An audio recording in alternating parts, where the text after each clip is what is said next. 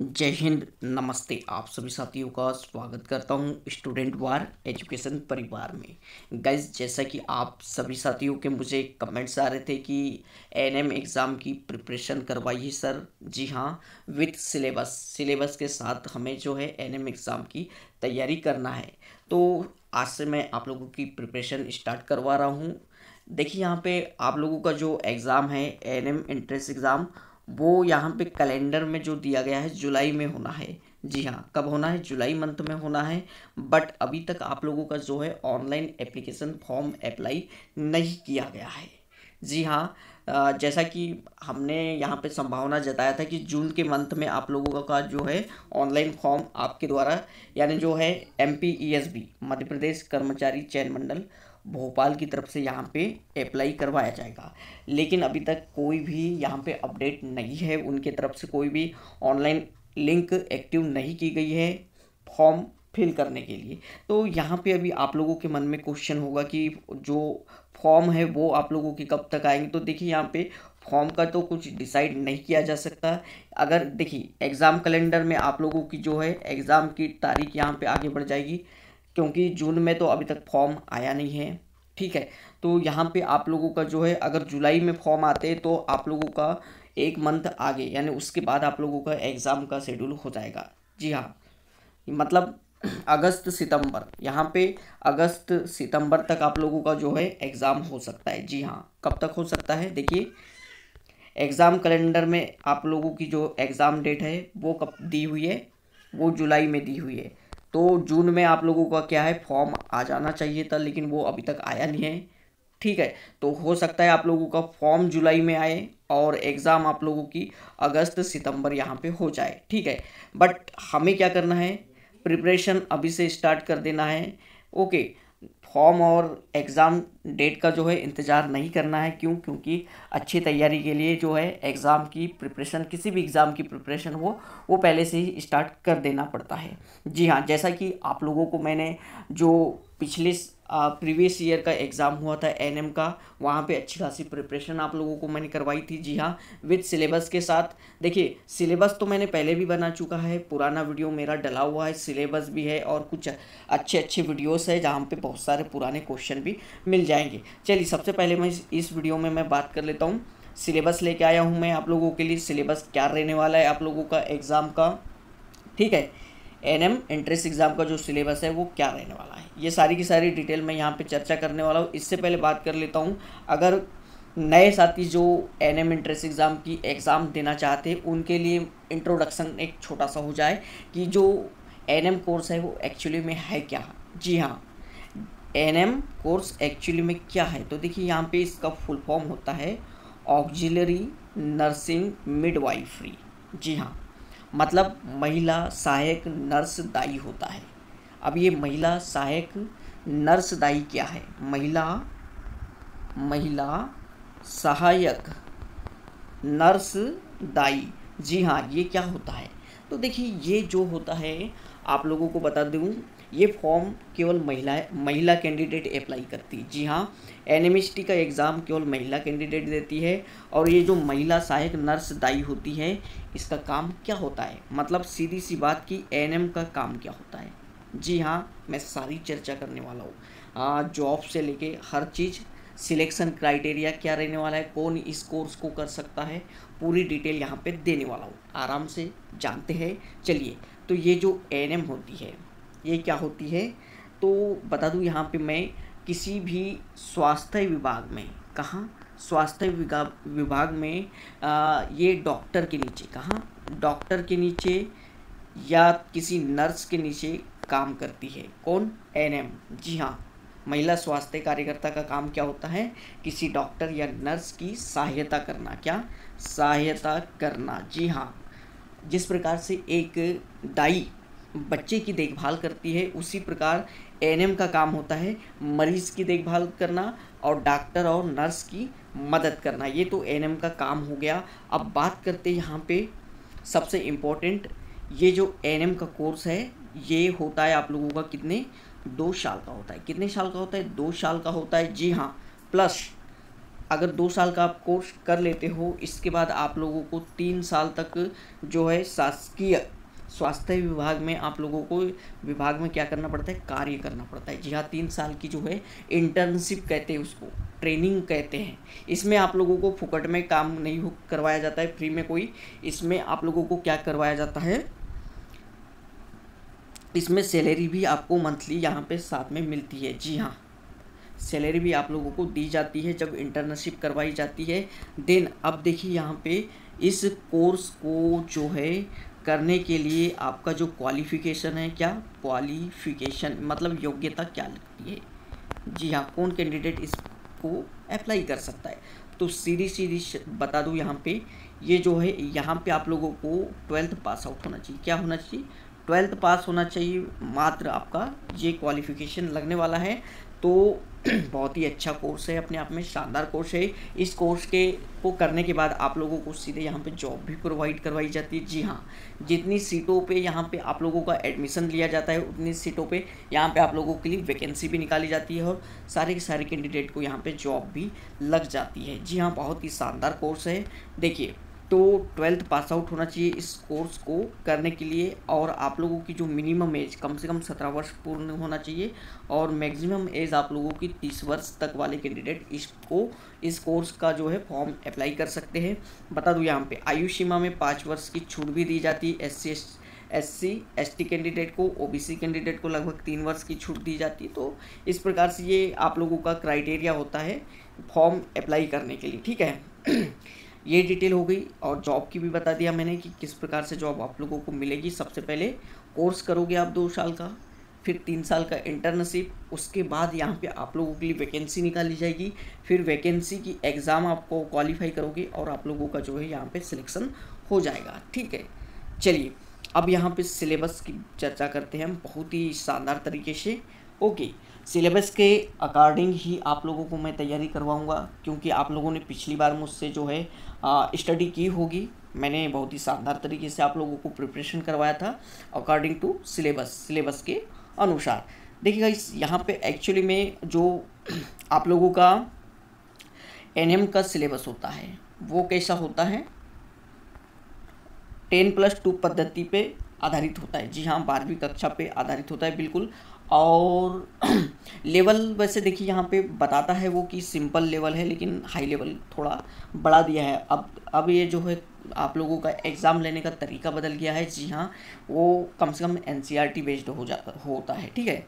तो यहाँ पे देखिए, यहाँ पे सबसे पहले आप लोगों का पेपर सबसे पहले 2 भागों में डिवाइड किया है। कितने, 2 भागों में डिवाइड किया है। पहला आप लोगों का है सामान्य ज्ञान, मतलब जनरल नॉलेज।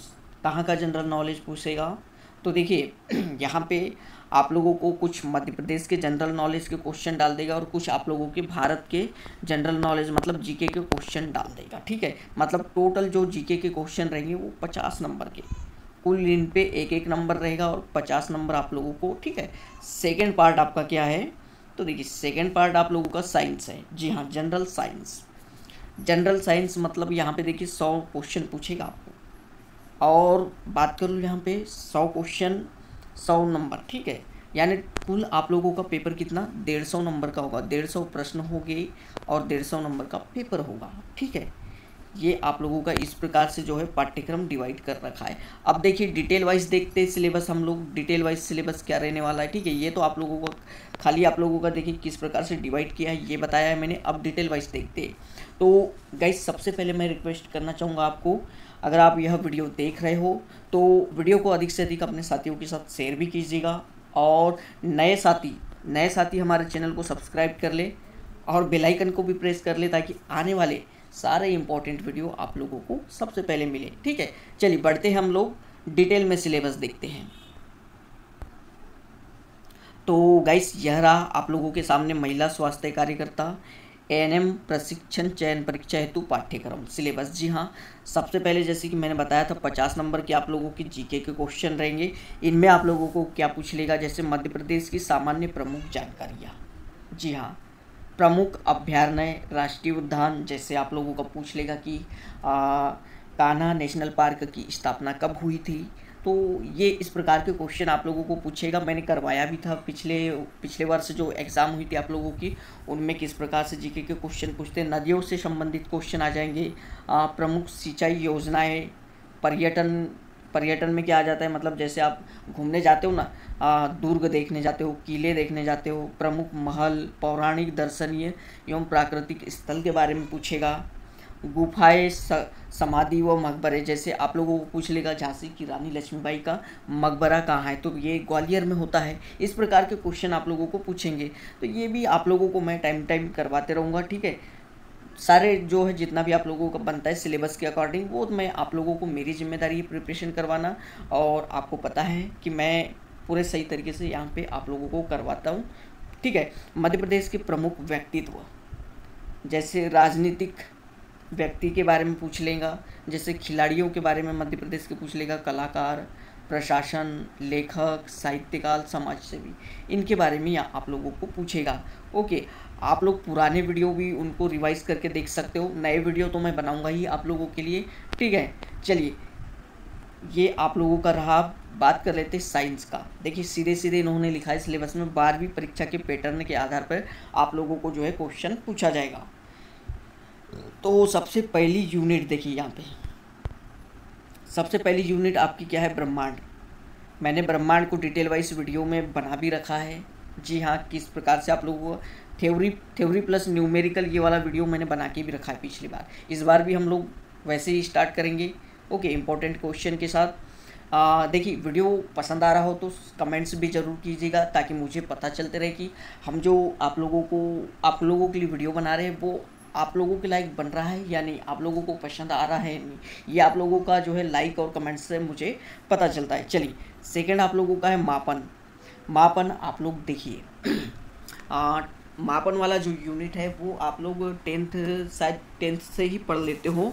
जैसे मापन में क्या आ जाता है, आप लोगों को मूल मात्रक वगैरह के बारे में आप लोगों को पढ़ना पड़ता है, जैसे समय, ताप, लंबाई, क्षेत्रफल, आयतन, द्रव्यमान का मापन, ये सभी। ओके, ये अभी देखिए यहाँ पे छोटा लग रहा है भाई, इतना सा है बोलोगे आप, लेकिन इनमें डिटेल में जाओगे तो बहुत सारा जो है टॉपिक्स निकल के आता है, ठीक है। सेकेंड यूनिट यानी थर्ड यूनिट आपकी क्या रहेगी, पदार्थ। अब पदार्थ में आप लोग क्या पढ़ोगे, पदार्थ की अवस्थाएं, ठोस, द्रव, गैस, ये मुख्य 3 अवस्थाएं होती है पदार्थ की। फिर 2 और बढ़ जाती है, बोस आइंस्टाइन है।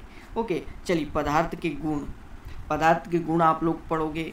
पदार्थ की जो पृथक्करण विधियाँ होती है, धातु अधातु के बारे में पढ़ोगे, अणु परमाणु के बारे में पढ़ोगे। देखिए बढ़ते जा रहा है ना, तत्व यौगिक के बारे में पढ़ोगे, यौगिक मिश्रण किसे कहते हैं, रासायनिक संकेत, ओके, इंपॉर्टेंट रासायनिक संकेत के बारे में पढ़ोगे, सोडियम, पोटेशियम, ये सारे, ओके, सूत्र एवं समीकरण के बारे में, अम्ल के बारे में, क्षार के बारे में, लवण के बारे में एवं उनके गुण के बारे में। इतना यानी देखिए पदार्थ में इतना आप लोगों को पढ़ना पड़ेगा। बात कर लेते चौथी यूनिट की, भोजन एवं स्वास्थ्य। अब भोजन और स्वास्थ्य के बारे में पढ़ेंगे तो भोजन के स्रोत के बारे में पढ़ना पड़ेगा, कहाँ से प्राप्त होता है हमें, भोजन के घटक क्या है, भोज्य पदार्थों का संचरण कैसे किया जाता है, मतलब कैसे सुरक्षित रखा जाता है, हम इनके बारे में पढ़ेंगे। भोजन एवं स्वास्थ्य यानी भोजन और उसका हमारे स्वास्थ्य पे क्या प्रभाव पड़ता है, ये सब पढ़ना पड़ेगा हमें। आगे बढ़ते देखिए, यहाँ पे चौथी यूनिट के बारे में बात करते हैं हम। ओके, चौथी यूनिट आपकी है सजीव जगत। सजीव जगत मतलब जीवित, जो जिंदे यानी जैसे जीवित जीव के बारे में है, यहाँ पे हमको पढ़ना पड़ेगा। सजीव जगत का वर्गीकरण कितने भागों में किया गया है, उसकी संरचना कैसी होती है, उनकी जैविक क्रियाएं कैसी होती है, अनुकूलन जैव उत्पत्ति कैसे होती है, इनके बारे में पढ़ना पड़ेगा। देखिए अब छठवीं की बात कर लेता हूँ मैं। छठवीं यूनिट में आपको पढ़ना पड़ेगा बल के बारे में, गति के बारे में, दाब के बारे में, ठीक है। चौथी की बात कर लेते हैं। चौथे आप लोगों का कार्य ऊर्जा एवं मशीन के बारे में पढ़ना पड़ेगा। ये आप लोगों का देखिए यहाँ पे छठवां, सातवां, 8वीं यूनिट ताप एवं उष्मा के बारे में पढ़ना है, ठीक है। 8वीं यूनिट की आपकी क्या रहेगी, ताप एवं उष्मा। बात करते 9th नंबर का टॉपिक आपका क्या रहेगा, हमारे आसपास का वातावरण, भौतिक रासायनिक परिवर्तन किस प्रकार से होता है, ये आप लोगों का देखने को मिलेगा। कार्बन के बारे में पढ़ना है, कार्बन के अपरूप कौन कौन से होते हैं, है ना, ग्रेफाइट कार्बन का ही अप्रूफ है, उसके बारे में भी पढ़ेंगे। अब देखिए ग्रेफाइट अप्रूफ है तो उस ग्रेफाइट से संबंधित बहुत सारे क्वेश्चन और निकल के आएंगे, तो ये सारे के सारे डिटेल में हम करवाएंगे। हाइड्रोकार्बन के बारे में पढ़ना है। ओके, आगे बढ़ते गए तो देखिए यहाँ पे प्राकृतिक घटनाएं, प्राकृतिक घटनाओं में दो के बारे में पढ़ना है आपको, प्रकाश और ध्वनि के बारे में। प्रकाश की चाल कितनी होती है। ओके, ध्वनि के बारे में भी बहुत सारे क्वेश्चन निकल के आएंगे। चलिए, वस्तुएं कैसे काम करती हैं, चुंबक, विद्युत एवं विद्युत धारा, इनके बारे में पढ़ना है। चुंबक के बारे में पढ़ना है, विद्युत एवं विद्युत धारा के बारे में पढ़ना है। प्राकृतिक संसाधन के बारे में पढ़ लेंगे हम लोग, कौन कौन से आते हैं प्राकृतिक संसाधन, जैसे आपने पढ़ा होगा ना, अनवीकरणीय ऊर्जा संसाधन, नवीकरणीय संसाधन, ये सारे पढ़ेंगे। खाद्य उत्पादन एवं प्रबंधन, खाद्य कैसे उत्पादित किया जाता है और उनका प्रबंधन कैसे किया जाता है, मैनेजमेंट, ठीक है। और देखिए ये आप लोगों का पर्यावरण पूरा का पूरा टॉपिक पढ़ना पड़ेगा। पर्यावरण से संबंधित जितने भी क्वेश्चन आप लोगों के बनते हैं, ओके, पर्यावरण में आ जाता है आप लोगों का, जैसे जल प्रदूषण, वायु प्रदूषण, इनके बारे में भी पढ़ना पड़ता है। ये सारा टॉपिक यहाँ पे आप लोगों को क्लियर करवाया जाएगा। विज्ञान के उद्देश्य क्या है, वैज्ञानिक दृष्टिकोण का विकास भी पढ़ेंगे। महत्वपूर्ण वैज्ञानिक तथ्यों, कोर और सिद्धांतों के बारे में भी पढ़ेंगे। तो देखिए इतना सिलेबस आप लोगों का है। ओके गाइस, आशा करता हूँ यह वीडियो आप लोगों को पसंद आया होगा। अधिक से अधिक चैनल को सब्सक्राइब कीजिएगा, बेल आइकन को प्रेस कर दें ताकि आने वाले सभी लेटेस्ट वीडियो आप लोगों को सबसे पहले मिले। थैंक यू साथियों।